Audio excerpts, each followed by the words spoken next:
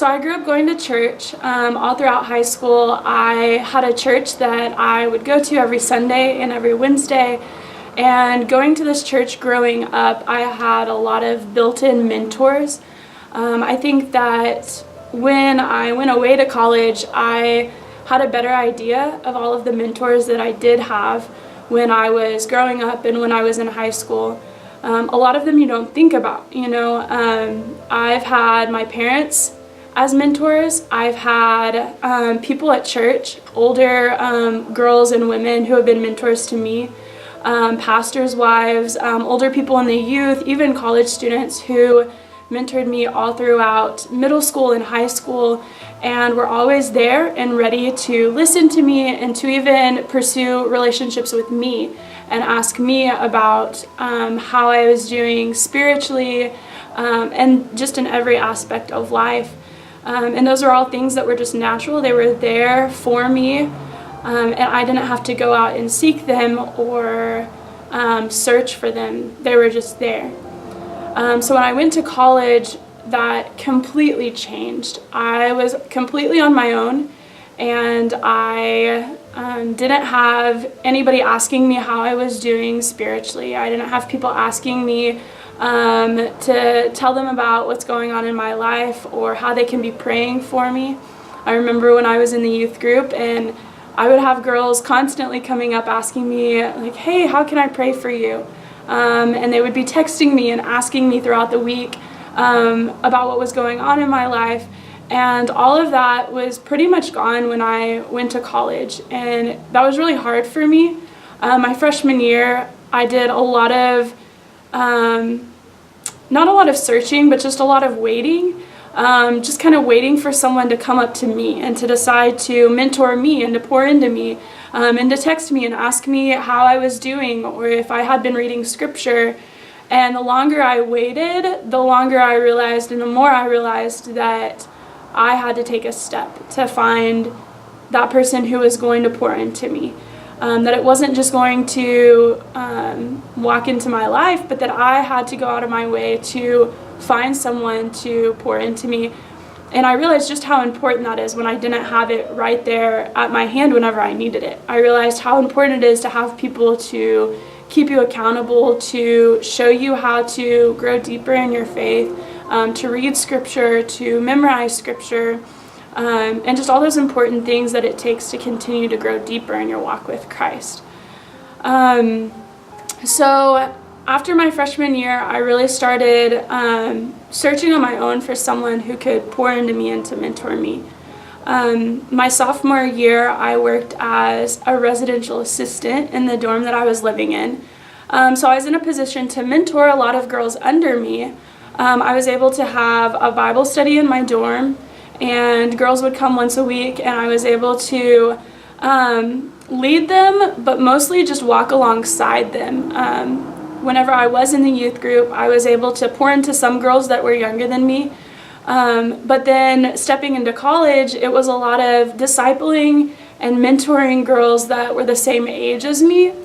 A lot of that just looked like supporting them, loving them, having this Bible study for them to come to, and them just knowing that I was there for them. Sometimes it looked like being awake at 2 o'clock in the morning when one of my girls needed a ride from somewhere because they weren't able to drive themselves, or needed to get out of a tough situation with a guy and needed me to show up and get them out of it. So a lot of mentorship in college for me turned out to be walking alongside these girls and being someone who was there to help them like I needed someone to help me my freshman year. However, I still lacked that mentor that that was pouring into me and encouraging me. So I was pouring into all these people but wasn't being poured into the way I needed. So in the middle of my sophomore year, I started really thinking about someone who could be discipling me, who could be pouring into me. And I began to form a really deep relationship with my residential director. She was my boss at the time, since I was an RA, but she was just a few years older than me.